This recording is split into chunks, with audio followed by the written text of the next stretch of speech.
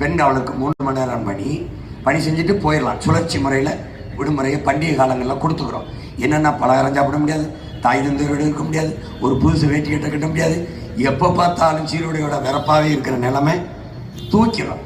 மகளிர் காவலர்களுக்கு மகப்பேறு காலத்தில் ஓராண்டு விடுப்பு கொடுத்து சம்பளம் பிடித்தல்லாம ஊதியத்தோட கொடுத்துறோம். பாரு எப்படி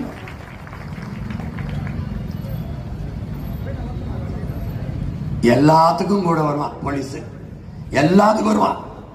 நீ விபத்துனாலும் வரணும், சாலையில் விழுந்து செத்தினாலும் வரணும். இங்க பாரு, செத்து ஒருத்தன் சாலையில் விழுந்தான்னு வச்சுக்க, ஆயிரக்கணக்கா நீ போயிட்டு இருப்ப. செத்து விழுந்த உன் சித்தப்பனா இருக்கலாம், ஏன் உன் அப்பனா இருக்கலாம், உன் அண்ணனா இருக்கலாம், உன் மாமனா இருக்கலாம், உன் மச்சனா இருக்கலாம், உன் நண்பனா இருக்கலாம், நீ போயிட்டே இருப்ப. ஆனால் எவன் செத்து பிணமாக விழுந்தாலும் அந்த பிணத்திற்கு முதல் சொந்தக்காரன்